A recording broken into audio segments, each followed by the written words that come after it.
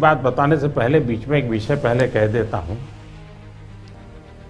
कि जो पहले 3 करोड़ लोग हैं राउंड फर्स्ट और राउंड सेकंड के, एक प्रकार से हमारा इन हाउस व्यवस्था है। हमारी अपनी व्यवस्था से जुड़े हुए लोग हैं, इस काम से पिछले 1 साल से लगे हुए लोग हैं। हमें पब्लिक अवेयरनेस वगैरह करते ही रहना पड़ेगा, लेकिन मैक्सिमम जो पब्लिक अवेयरनेस है ये पहला और दूसरा राउंड पूरा होने के बाद जरूरी हो जाएगा, जबकि हम 3 करोड़ पूरा कर लेंगे। दूसरा विषय आएगा, ये मेरा व्यक्तिगत सुझाव है, इसको अन्यथा न ले कोई। पहला फ्रंटलाइन वर्कर्स है, कोरोना वॉरियर्स है, सेकंड फ्रंटलाइन वर्कर्स है। हम जो जनप्रतिनिधि हैं वो इस कैटेगरी में नहीं। We're going to quickly go back to Arun and get a quick perspective as Prime Minister is interacting with the Chief Ministers to take stock of the situation. Arun, if you can hear me, basically it's a stock taking ahead of 16th of January, the date when the world will be looking at India. And I think Arun is going to be with us. Meanwhile, we once again will go back to the visuals where Prime Minister right now as we speak and is giving his remarks post he had a very extensive and comprehensive interaction with the chief ministers across the country ahead of the January 16th, which happens to be one of the very, very important, rather historic day. This is the day when we're looking at a massive rollout exercise, when the world is looking at India, one of the largest vaccine rollout exercise under the able leadership of Prime Minister Narendra Modi, which is going to be carried out on 16th of January across the country. And today, a while back, corona की made in India vaccine और दुनिया के सबसे बड़े टीकाकरण अभियान, इस विषय में अभी विस्तार से हमारी चर्चा हुई। प्रेजेंटेशन में भी काफी चीजें डिटेल बताई गई है और हमारे राज्यों के डिस्ट्रिक्ट लेवल के अधिकारियों तक बहुत विस्तार से इसकी चर्चा हुई है और इस दरमियान कुछ राज्यों से अच्छे सुझाव भी मिले हैं। केंद्र और राज्यों के बीच इस संवाद और सहयोग ने कोरोना से लड़ाई में बहुत बड़ी भूमिका निभाई है। एक प्रकार से फेडरलिज्म का उत्तम उदाहरण इस सारी लड़ाई में हम लोगों ने प्रस्तुत किया है। साथियों, आज हमारे देश के पूर्व प्रधानमंत्री स्वर्गीय लाल बहादुर शास्त्री जी की पुण्यतिथि भी है। मैं उन्हें अपनी भावभीनी श्रद्धांजलि अर्पित करता हूं। 1965 में शास्त्री जी ने एडमिनिस्ट्रेटिव सर्विस की एक कॉन्फ्रेंस में एक महत्वपूर्ण बात कही थी, जिसका जिक्र मैं यहां आपके सामने करना चाहता हूं। उन्होंने कहा था कि the basic idea of governance as I see it is to hold the society together so that it can develop and march towards certain goals. The task of the government is to facilitate this evolution, this process. मुझे संतोष है कि corona के इस संकट काल में हम सभी ने एकजुट होकर काम किया।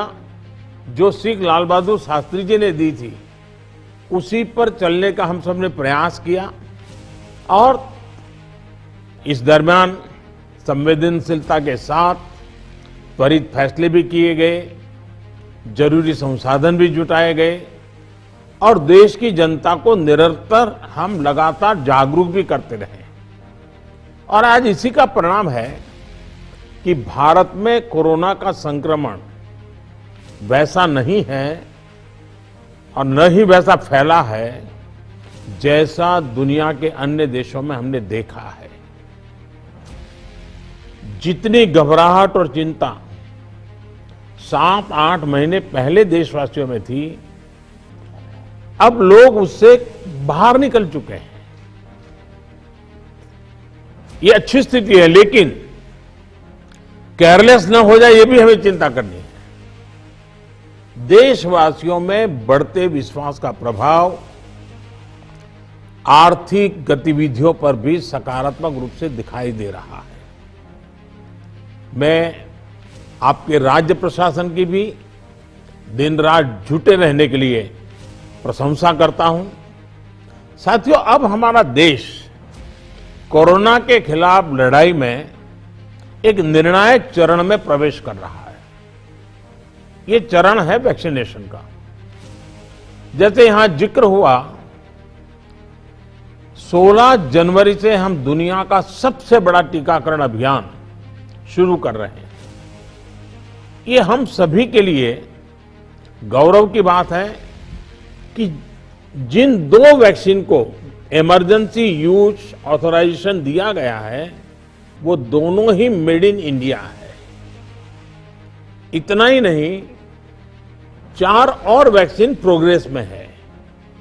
और ये जो मैं करीब 60-70% काम पहले राउंड का होने के बाद बैठने की चर्चा इसलिए करता हूं कि उसके बाद और वैक्सीन भी आ जाएगी, और जब और वैक्सीन आ जाएगी तो हमें फ्यूचर का प्लान करने में वो भी एक बहुत बड़ी सुविधा रहेगी। और इसलिए सेकंड पार्ट इसका जो है, जो हम 50 से ऊपर वालों के लिए जाने वाले हैं, तब तक शायद हमारे पास और भी कुछ वैक्सीन आने की संभावनाएं हैं।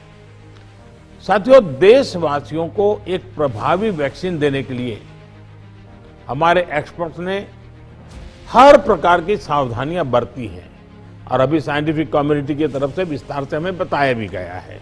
और आपको मालूम होगा, मैं इस विषय में जब भी मुख्यमंत्रियों के साथ बात हुई, मैंने हमेशा एक ही जवाब दिया था कि इस विषय में हम जो भी निर्णय करना होगा वो साइंटिफिक कम्युनिटी जो कहेगी वो ही हम करेंगे। साइंटिफिक कम्युनिटी को ही हम फाइनल वर्ड मानेंगे, और हम उसी प्रकार चलते रहे हैं। कई लोग कहते थे, देखिए दुनिया में वैक्सीन आ गई, भारत क्या कर रहा है, भारत सो रहा है, इतने लाख हो गया, इतना हो गया, भारत कुछ, ऐसी भी चिल्लाहट हुई। लेकिन फिर भी हमारा मत था कि ये साइंटिफिक कम्युनिटी और जो इसके लिए जिम्मेवार लोग हैं उनकी तरफ से जब आएगा तभी हमारे लिए उचित होगा, और हम उसी दिशा में चले हैं। बड़ी बात जो मैं दोहराना चाहता हूं कि हमारी दोनों वैक्सीन दुनिया की दूसरी वैक्सीन से ज्यादा कॉस्ट इफेक्टिव है। हम कल्पना कर सकते हैं, अगर भारत को कोरोना टीकाकरण के लिए विदेशी वैक्सीन पर पूरी तरह निर्भर रहना पड़ता तो हमारे क्या हालत होते, कितनी बड़ी मुश्किल होती, हम उसका अंदाज लगा सकते हैं। ये वैक्सीन भारत की स्थितियां और परिस्थितियों को देखते हुए निर्मित की गई है। भारत के टीकाकरण का जो अनुभव है, जो दूर सुदूर क्षेत्रों तक पहुंचने की व्यवस्थाएं हैं, वो कोरोना वैक्सीनेशन कार्यक्रम में बहुत उपयोगी सिद्ध होने वाली है। साथियों, आप सभी राज्यों के साथ सलाह मशवरा करके ही ये तय किया गया है कि टीकाकरण अभियान की शुरुआत में किसे प्राथमिकता दी जाएगी। हमारी कोशिश सबसे पहले उन लोगों तक कोरोना वैक्सीन पहुंचाने की है जो देशवासियों की स्वास्थ्य सुरक्षा में जुटे हुए हैं, जो हमारे हेल्थ वर्कर्स हैं, सरकारी हो या प्राइवेट, पहले उनको टीका लगाया जाएगा। इसके साथ साथ हमारे जो सफाई कर्मचारी हैं, दूसरे फ्रंटलाइन वर्कर्स हैं, सैन्य बल है, पुलिस और केंद्रीय बल हैं, होमगार्ड है, डिजास्टर मैनेजमेंट वॉलंटियर समेत तमाम सिविल डिफेंस के जवान हैं, कंटेनमेंट और सर्वेलेंस से जुड़े रेवेन्यू कर्मचारी हैं, ऐसे साथियों को भी पहले चरणों में टीका लगाया जा रहा है। देश के अलग अलग राज्यों के हेल्थ वर्कर्स, फ्रंटलाइन वर्कर्स की संख्या देखें तो एक करीब 3 करोड़ होती है। ये तय किया गया है कि पहले चरण में इन 3 करोड़ लोगों को वैक्सीन देने के लिए जो खर्च होगा वो राज्य सरकारों को वहन नहीं करना है, भारत सरकार इसको वहन करेगी। साथियों, वैक्सीनेशन के दूसरे चरण में, वैसे एक प्रकार से वो तीसरा चरण हो जाएगा, लेकिन हम अगर इन 3 करोड़ को एक माने तो दूसरा चरण 50 वर्ष से ऊपर के सभी लोगों को और 50 वर्ष से नीचे के उन बीमार लोगों को जिनको संक्रमण का सबसे ज्यादा खतरा है, उनको टीका लगाया जाएगा। आप सभी परिचित हैं कि बीते कुछ हफ्तों में जरूरी इंफ्रास्ट्रक्चर से लेकर लॉजिस्टिक तक की तैयारियां सभी राज्यों और केंद्र शासित प्रदेशों के साथ विचार विमर्श करके, लगातार मीटिंगें करके, मॉड्यूल्स बना करके इसको पूरा किया गया है। देश के लगभग हर जिले में ड्राई रन्स भी पूरे हो चुके हैं। इतने बड़े देश में सभी जिलों में ड्राई रन्स हो जाना, ये भी अपने आप में हमारी काफी बड़ी कैपेबिलिटी को दिखाता है। हमारी जो नई तैयारियां हैं, जो कोविड के एसओपीज हैं, उनको अब हमें अपने पुराने अनुभवों के साथ जोड़ना है। भारत में पहले से ही अनेक यूनिवर्सल इम्यूनाइजेशन प्रोग्राम ऑलरेडी चल रहे हैं, हमारे लोग बड़ी सफलतापूर्वक कर भी रहे हैं। मिशन रूबेला जैसी बीमारियों के खिलाफ भी व्यापक कैंपेन हम लोग चला चुके हैं। दुनिया के सबसे बड़े चुनाव और देश के कोने कोने तक पहुंचकर मतदान की सुविधा देने का भी हमारे पास एक बहुत ही अच्छा अनुभव है। इसके लिए जो बूथ स्तर की रणनीति हम बनाते हैं, उसी को हमें यहां भी प्रयोग में लाना है। साथियों, इस टीकाकरण अभियान में सबसे अहम उनकी पहचान और मॉनिटरिंग का है जिनको टीका लगाना है। इसके लिए आधुनिक टेक्नोलॉजी का उपयोग करते हुए कोविन नाम का एक डिजिटल प्लेटफॉर्म भी बनाया गया है। आधार की मदद से लाभार्थियों की पहचान भी की जाएगी और उनको दूसरी डोज समय पर मिले, ये भी सुनिश्चित किया जाएगा। मेरा आप सभी से विशेष आग्रह रहेगा कि टीकाकरण से जुड़ा रियल टाइम डेटा कोविन पर अपलोड हो, ये सुनिश्चित करना है। इससे जरा सी चूक भी इस मिशन को नुकसान पहुंच सकता है। कोविन पहले टीके के बाद एक डिजिटल वैक्सीनेशन सर्टिफिकेट जनरेट करेगा। लाभार्थी को यह सर्टिफिकेट टीका लगाने के बाद डिजिटली तुरंत देना जरूरी है, ताकि उसे सर्टिफिकेट लेने के लिए फिर ना आना पड़े। किसको टीका लग चुका है, ये तो इस सर्टिफिकेट से पता चलेगा ही, साथ ही दूसरी डोज उसको कब लगेगी, इसके रिमाइंडर के रूप में भी ये काम करेगा। दूसरी डोज के बाद फाइनल सर्टिफिकेट दिया जाएगा। साथियों, भारत जो करने वाला है, उसे दुनिया के अनेक देश फिर फॉलो करेंगे, इसलिए हमारी जिम्मेदारी बहुत ज्यादा है। एक और अहम तथ्य है जिसका हमें ध्यान रखना है। दुनिया के 50 देशों में 3-4 सप्ताह से वैक्सीनेशन का काम चल रहा है। करीब करीब 1 महीना हुआ, लेकिन अब भी करीब करीब 2.5 करोड़ लोग ही वैक्सीन हो पाई है पूरी दुनिया में। उनकी अपनी तैयारियां हैं, उनका अपना अनुभव है, उनका सामर्थ्य है, वो अपने तरीके से कर रहे हैं। लेकिन अब भारत में हमें अगले कुछ महीनों में ही लगभग 30 करोड़ आबादी के टीकाकरण का लक्ष्य हासिल करना है।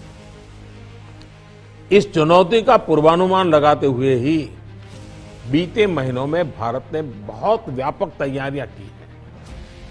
कोरोना की वैक्सीन से अगर किसी को कुछ असहजता होती है, तो उसके लिए भी जरूरी प्रबंध किए गए हैं। यूनिवर्सल इम्यूनाइजेशन प्रोग्राम में पहले से ही इसके लिए एक मैकेनिज्म हमारे पास रहता है। कोरोना टीकाकरण के लिए इसको और मजबूत किया गया है। साथियों, वैक्सीन और टीकाकरण की इन बातों के बीच हमें ये भी याद रखना है कि कोविड से जुड़े जो प्रोटोकॉल हम फॉलो करते आ रहे हैं, उनको इस पूरी प्रक्रिया के दरमियान भी बनाए रखना है। थोड़ा सा भी लूजनेस नुकसान कर सकता है। और यही नहीं, जिनको टीका लगाया जा रहा है वो भी संक्रमण को रोकने के लिए जो सावधानियां हम लेते रहे हैं उनको फॉलो करते रहे। ये सुनिश्चित करना ही होगा। एक और बात जिस पर हमें बहुत गंभीरता से काम करना है, हर राज्य, हर केंद्र शासित प्रदेश को ये सुनिश्चित करना होगा कि अफवाहों पर, वैक्सीन से जुड़े अपप्रचार को कोई हवा न मिले। इफ्स और बट्स से बात नहीं होनी चाहिए। देश और दुनिया के अनेक स्वार्थी तत्व हमारे इस अभियान में रुकावट डालने की कोशिश कर सकते हैं। कॉरपोरेट कंपटीशन भी इसमें आ सकती है, कंट्री का प्राइड के नाम से भी आ सकता है, बहुत सी चीजें हो सकती हैं। ऐसी हर कोशिश को देश के हर नागरिक तक सही जानकारी पहुंचाकर हमें नाकाम करना है। इसके लिए हमें धार्मिक और सामाजिक संस्थाओं, NYK हो, NSS हो, सेल्फ हेल्प ग्रुप्स हो, प्रोफेशनल बॉडीज हो, रोटरी, लायंस क्लब जैसे संस्थाएं हो, रेड क्रॉस जैसी संस्थाएं हो, इन सबको हमने साथ जोड़ना है। जो हमारी रूटीन स्वास्थ्य सेवा है, जो दूसरे टीकाकरण अभियान, वो भी ठीक से चलते रहें, इसका भी हमने ध्यान रखना है। क्योंकि हमें मालूम है कि हम 16 को शुरू कर रहे हैं, लेकिन हमारे 17 को एक रूटीन वैक्सीन का भी डेट है। तो इसलिए हमारा जो रूटीन वैक्सीन का काम चलता है वो भी कहीं डैमेज नहीं होना चाहिए। आखिरी में एक और गंभीर विषय के बारे में आपसे जरूर बात करना चाहता हूं। देश के 9 राज्यों में बर्ड फ्लू की पुष्टि हुई है। ये राज्य हैं केरला, राजस्थान, हिमाचल प्रदेश, गुजरात, हरियाणा, उत्तर प्रदेश, मध्य प्रदेश, दिल्ली और महाराष्ट्र। बर्ड फ्लू से निपटने के लिए पशुपालन मंत्रालय द्वारा कार्य योजना बनाई गई है, जिसका तत्परता से पालन आवश्यक है। इसमें डिस्ट्रिक्ट मजिस्ट्रेट की भी बड़ी भूमिका है। मेरा आग्रह है कि प्रभावित राज्यों के मुख्यमंत्री साथी भी मुख्य सचिवों के माध्यम से सभी डिस्ट्रिक्ट मजिस्ट्रेट का मार्गदर्शन करें।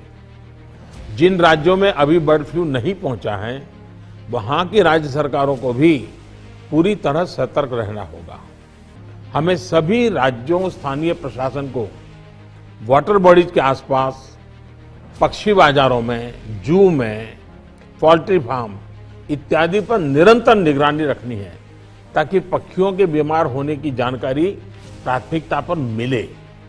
बर्ड फ्लू की जांच के लिए जो लेबोरेटरीज हैं, वहां समय पर सैंपल भेजने सही स्थिति का जल्दी पता लगेगा और स्थानीय प्रशासन भी उतनी ही तेजी से कार्रवाई कर पाएगा। वन विभाग हो, स्वास्थ्य विभाग, पशुपालन विभाग के बीच जितना अधिक कोऑर्डिनेशन होगा, उतनी ही तेजी से हम बर्ड फ्लू के नियंत्रण में सफल होंगे। बर्ड फ्लू को लेकर लोगों में अफवाहें न फैलें, इसे भी हमें देखना होगा। मुझे पूरा विश्वास है कि हमारे एकजुट प्रयास हर चुनौती से देश को बाहर निकालेगा। मैं फिर एक बार आप सबका बहुत आभारी हूं और 60% काम होने के बाद हम दोबारा एक बार बैठ करके रिव्यू करेंगे। उस समय जरा विस्तार से भी बात करेंगे और तब तक कुछ नई वैक्सीन आ जाए तो उसको भी हम संज्ञान में लेकर के आगे की अपनी रणनीति बनाएंगे। बहुत बहुत धन्यवाद आप सबका।